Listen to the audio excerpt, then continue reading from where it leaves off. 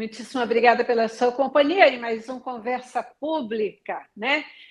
Como eu sempre gosto de repetir, o nosso momento delícia de cada dia, quando a gente pode conversar sobre temas importantes para o nosso dia a dia. Hoje é mais um desses temas e, mais do que nunca, um tema assim que eu posso chamar de delicioso, de verdade. Com as férias chegando, muitos enfrentam o desafio de manter uma alimentação equilibrada e continuar se exercitando durante os momentos de lazer e descanso, para mostrar que é possível cuidar da saúde, mesmo fora da rotina. A nutricionista Tainara Gotardi compartilha estratégias práticas que incluem planejamento alimentar, hidratação adequada e opções de exercícios simples para serem praticados mesmo durante as férias, tá bom? Tenho o prazer de receber aqui no estúdio novamente Tainara Gotardi, ela que é nutricionista, especialista em nutrição esportiva e estética e também nutrição clínica integrativa.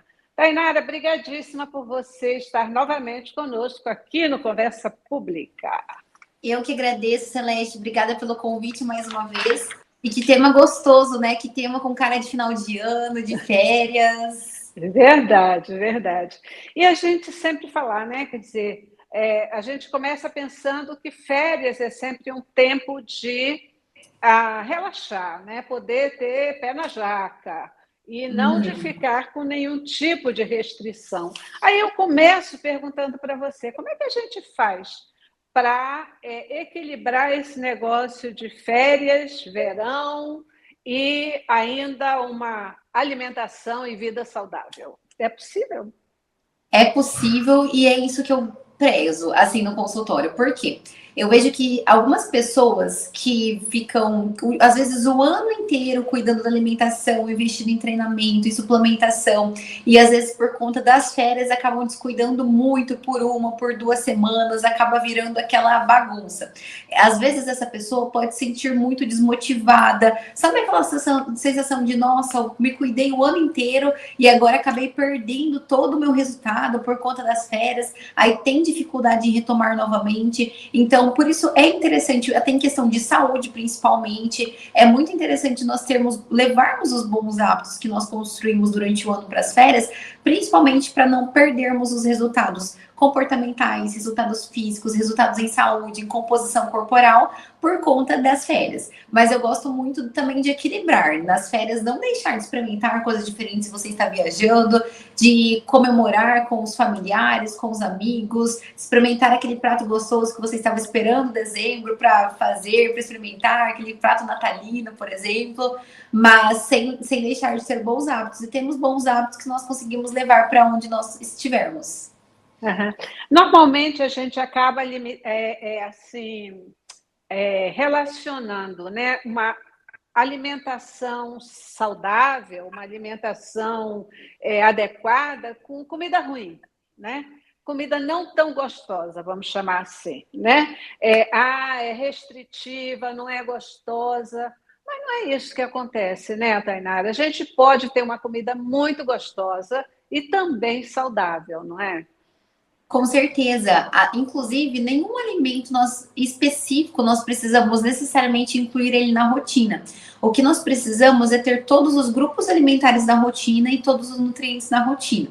Mas, por exemplo, nós precisamos de proteína. Um exemplo de proteína são ovos. Mas não, se você não gosta do ovo, o ovo seria muito bom ter na rotina, é o melhor alimento, mas você pode estar substituindo por uma proteína como um suplemento whey protein, como as carnes, por exemplo, ovo de codorna, ou, por exemplo, as castanhas são riquíssimas em zinco. Então, é interessante incluir as castanhas na rotina, mas quem não gosta, ou até por conta da questão do custo-benefício, pode estar incluindo a semente de abóbora, por exemplo. Então, nós sempre conseguimos ir nos adaptando dessa forma. Incluir o que você gosta, que tenha os nutrientes que você precisa. Uhum. Uma outra questão que eu tenho para você, que eu acho assim, super interessante, é tipo assim, como é que a gente faz para equilibrar a alimentação para crianças, adolescentes e idosos, cada um com sua necessidade específica, né, com seus já hábitos, etc. Como é que a gente equilibra isso tudo junto? O ideal, assim, o mundo perfeito é cada um fazer sua avaliação da composição corporal para saber o que cada um precisa, porque as necessidades vão ser muito diferentes. Mas é difícil até falar por público, porque às vezes, assim como o adolescente, normalmente, teoricamente, ele tem mais massa muscular que o idoso. Mas dependendo do adolescente, o adolescente que nunca fez atividade física, ou que agora é que está começando, talvez ele tenha igual. Então, o ideal é cada um fazer sua avaliação da composição corporal para saber, você precisa perder gordura, ou você precisa ganhar massa muscular, ou você está bem, é só manter o seu peso saudável, ou você precisa perder gordura visceral, porque não necessariamente os três vão ter o mesmo objetivo. Muito interessante também, sempre que for possível, fazer exames bioquímicos, porque talvez o adolescente pode estar com uma deficiência de ferro, o idoso com a função renal não legal, e a criança pode estar 100% saudável. Então, fazer os exames bioquímicos, daí conforme cada necessidade de cada um, é interessante cada um ter sua alimentação individualizada. Mas a gente consegue trabalhar com algumas regras gerais, que são aquelas regras que todas as pessoas precisam. Aí, claro, quanto mais individualizado a vida for, melhor. Por exemplo, folhas e legumes. Todas nós precisamos, independente da idade, da fase, consumir pelo menos metade do prato colorido por dia. Então, tentar colocar essa média. Então, os três moram juntos, metade do prato para cada um de folhas e legumes. Folhas e legumes normalmente não tem restrição. Alface, tomate, cenoura, brócolis. Só se for algo muito individual daquela pessoa. Todas as pessoas também precisam de frutas na rotina. A necessidade varia. Por exemplo, uma criança, o ideal são 5 porções de frutas por dia. Enquanto o idoso, dependendo dos níveis de gordura, de saúde, talvez caia para 3. Então, ter essa quantidade de 2 a 4 frutas por dia, uma média, por exemplo, para todos, quanto maior for a variedade, melhor. Porque uma fruta terá alguns nutrientes, enquanto outra fruta vão ter outros. Uma fruta tem mais fibras, uma outra tem menos. Por isso que sempre os alimentos, quanto mais ter variação na rotina, é mais interessante. Carnes magras também é algo que todo mundo precisa.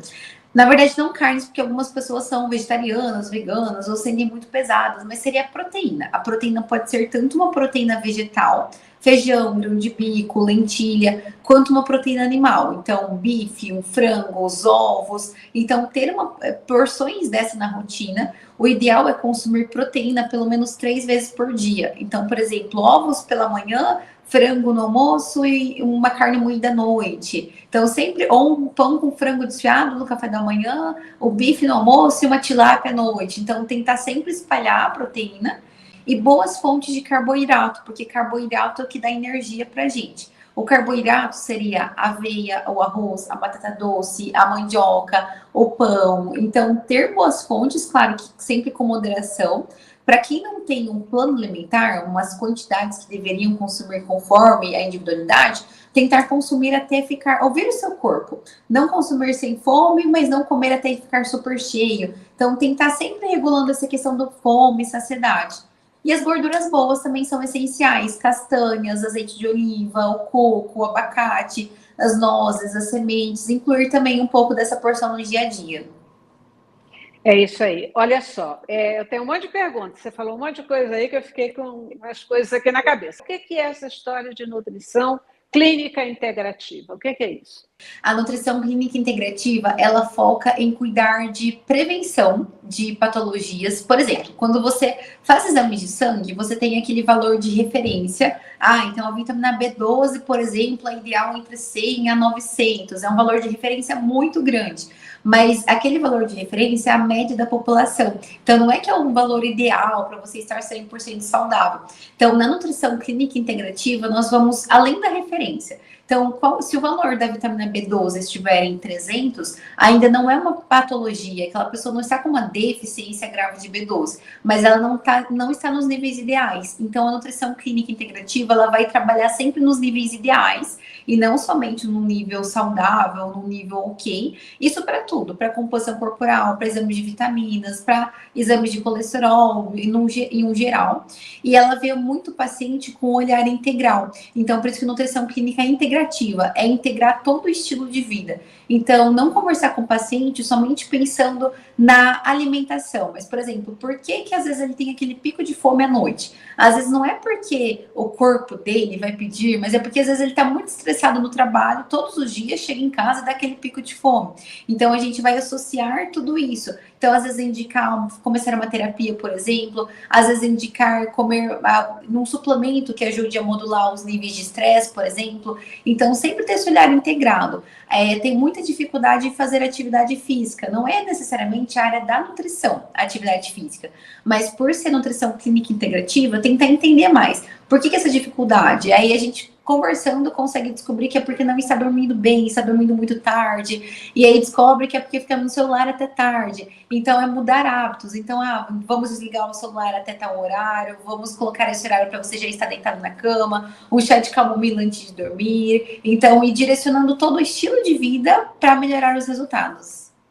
Por que é importante a gente ter atenção para a alimentação nesse período de verão? Férias também, né? Porque aí a gente está mais à vontade, etc. Mas o verão, né? E aí a gente está, especialmente agora, tendo assim uma temperatura super elevada, especialmente em alguns lugares aqui do Brasil.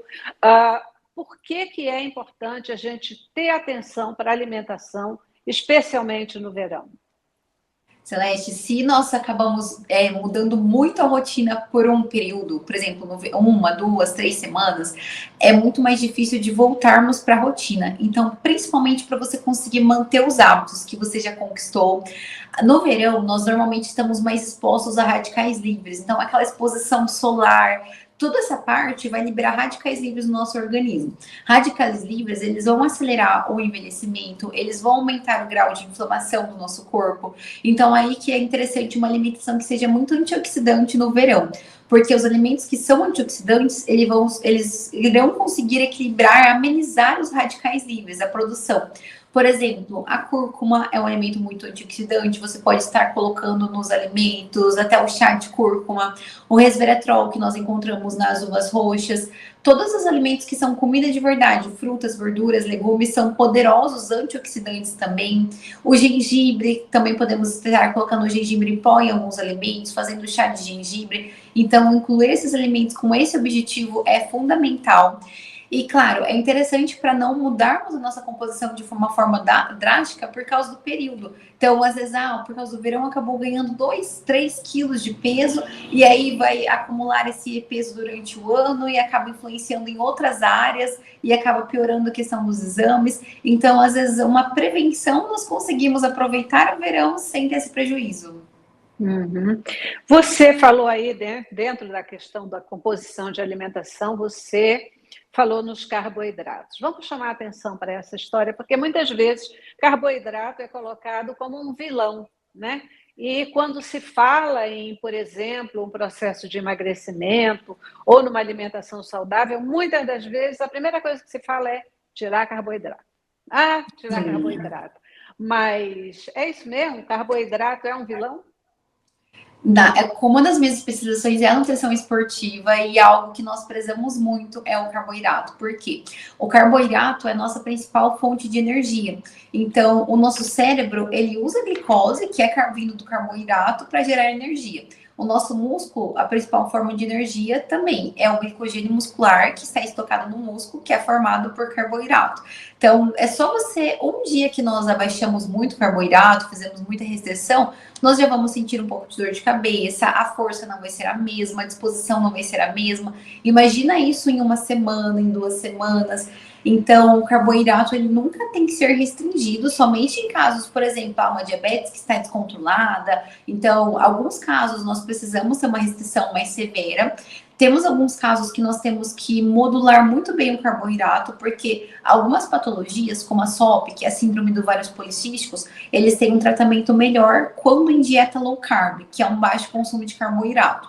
Mas na grande maioria dos casos, a grande maioria das pessoas, às vezes não tem alguma patologia, ou que tenha mais inflamação, retenção de líquidos, estão acima do peso. Então, nos casos que são mais gerais, é interessante manter o carboidrato que é necessário, não precisa ser uma quantidade que esteja sobrando a mais, mas manter pelo menos o mínimo que o corpo precisa para manter as suas funções vitais, a sua energia. Porque imagina, você corta o carboidrato, você tem que treinar 3 vezes por semana, 4 vezes por semana. E aí você, em vez de queimar 400 calorias no seu treino, por você estar mais fraca, você vai fazer um treino mais leve, vai queimar 200 calorias. Então, assim, nem sempre cortar você vai estar saindo no lucro. Uhum, perfeito. E você está falando aí, né, introduzindo a questão do treino mais leve, essa questão toda.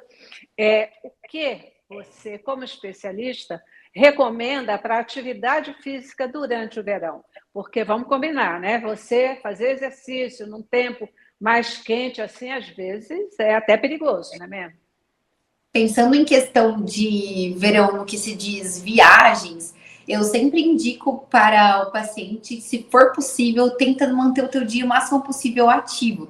Então, vocês vão conhecer tal ponto turístico, então tenta ir andando, te vai a pé. Então, não ficou sentado o dia inteiro que estava viajando. Então, vai subir a escada do hotel, vai de escada, ao invés de elevador. Então, pensando em questão de férias, de verão, nesse sentido, quanto mais conseguir se manter ativo, melhor. Se for possível, em alguns casos, conseguir fazer uma diária em uma academia, conseguir talvez até conhecer um esporte diferente na praia, a gente vê muito esporte diferente.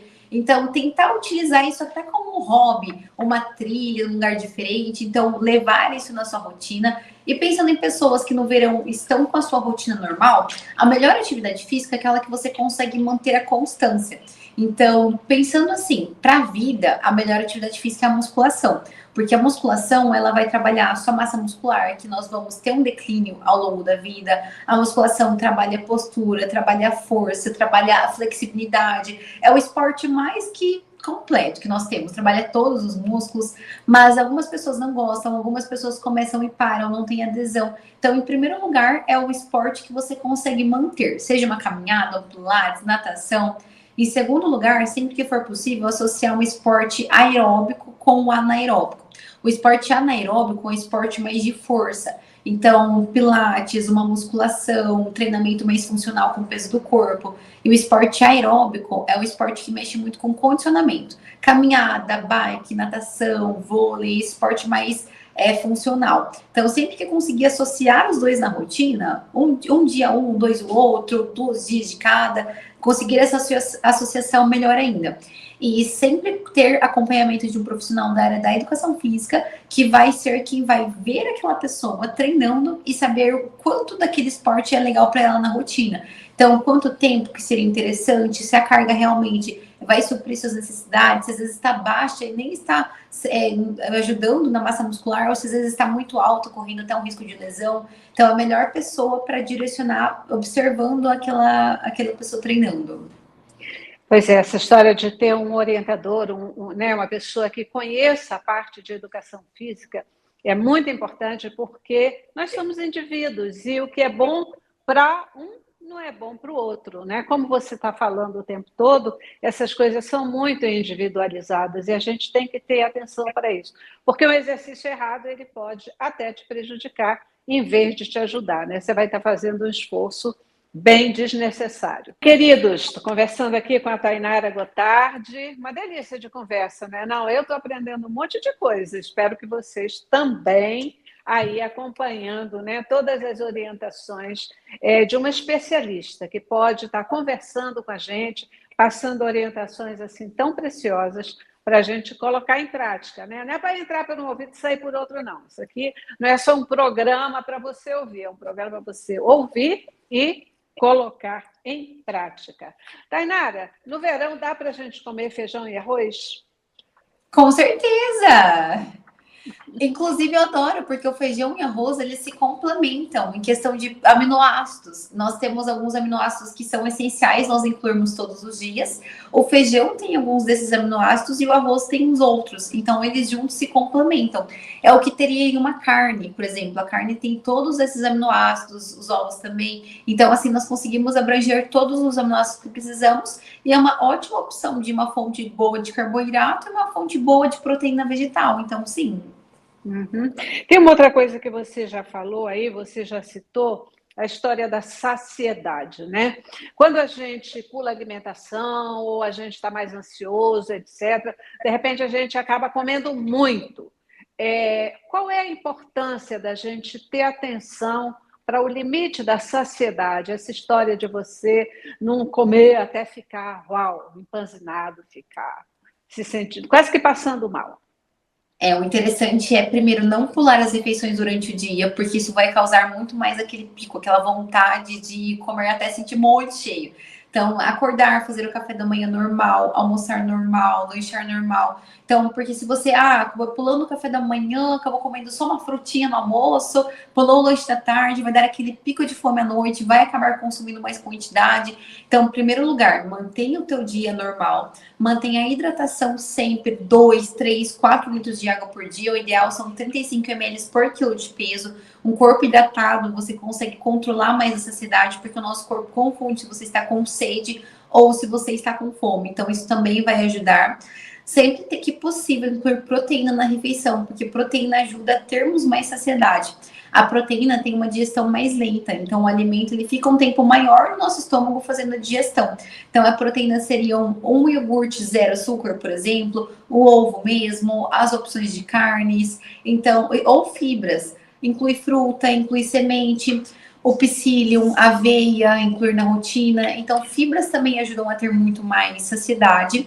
E na hora de consumir o alimento, sempre tentar saber aquele limite entre que você vai conseguir matar a sua fome à vontade. Então, você realmente vai sentir no seu estômago que você está saciado, mas você não vai sair com aquele estômago pesado. Então, se você viu que está ficando muito pesado, a digestão está lenta, ou às vezes até uma sensação de sono enquanto você está consumindo o alimento, então aí é porque você já passou da quantidade que seria o ideal. Então, ir realmente ouvindo o seu corpo e ouvir antes. É fome ou é vontade de comer? Você está com vontade disso porque você está ansioso, estressado, está feliz? Ou é porque você realmente, o teu corpo precisa? É a barriga que está roncando? É aquela sensação de fraqueza? Ou é a cabeça que está cheia de ansiedade, eu mereço? Então, sempre tentar associar as duas coisas. Se concentrar no que você quer realmente antes de comer. E se às vezes a vontade é muito grande de um doce, por exemplo, alguma coisa que não é saudável, sempre fazer a refeição de comida primeiro. Então, fazer o seu lanche da tarde, que seria, por exemplo, a fruta, um iogurte, depois comer o doce. Ou primeiro jantar, almoçar e depois comer o doce. Porque se junta que é um alimento gostoso e a fome, aí é muito difícil de ouvir o corpo. Então, sempre primeiro o que você precisa. E sempre esperar, se tiver com muita fome mesmo, tá difícil de controlar. Espera uns 20 minutinhos depois que você comeu a refeição, que com certeza aí que teu corpo ele vai ter sinalizado realmente para o seu cérebro que você está saciado e vai ser mais fácil de controlar a quantidade, comer devagar, mastigar bem os alimentos. Uhum. Olha só, espero que você tenha aprendido aí agora que fome é diferente de vontade de comer, tá bom? Fome é uma coisa, vontade de comer é outra. Às vezes você está só com vontade de comer, você nem está com fome. E você vai aí botando alimento para dentro. Tainara, a gente já está aqui caminhando para o final do nosso programa, mas eu não resisto em te fazer uma última pergunta, que é o seguinte. Você falou aí na questão do sono super importante para rebobinar o nosso dia a dia.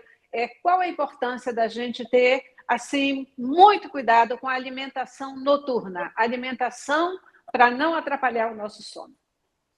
Super ótima essa pergunta, Celeste, porque uma alimentação errada à noite pode atrapalhar a qualidade do sono, e aí tem todos os prejuízos de quem não dorme bem, acorda indisposto, não consegue fazer atividade física direito.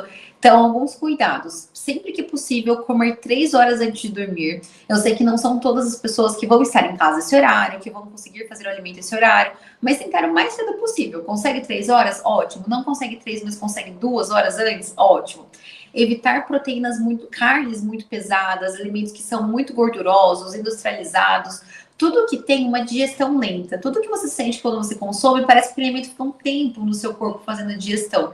Então, evitar isso muito próximo ao horário de dormir, preferir alimentos mais leves. Então, frutas leves, por exemplo, melão, mamão, kiwi, o iogurte, que é uma refeição mais leve. Então, tudo que for mais leve nesse horário melhor, porque o teu corpo ele tem que descansar e não ficar digerindo aquele alimento no horário que você estaria dormindo.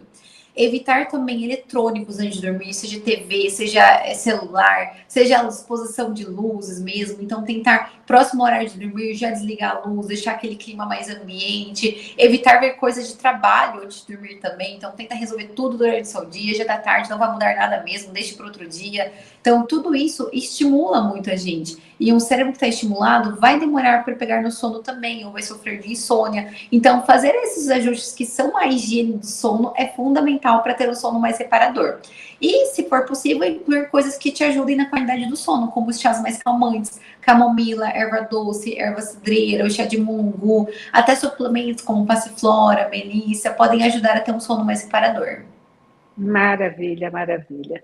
Tenho que terminar, infelizmente, né? Tenho que terminar. Tainara, muitíssimo obrigada pela sua presença e participação conosco, querida. Muito obrigada, Celeste. Prazer estar aqui mais uma vez com vocês. E coloque em prática essas dicas para o verão, então. Isso aí, isso aí. Queridos, conversei com a Tainara Gotardi, ela que é nutricionista, especialista em nutrição esportiva e estética e também nutrição clínica integrativa, a quem agradecemos mais uma vez pela participação conosco, tá bom? E obrigada a você também que participou conosco. Até a próxima!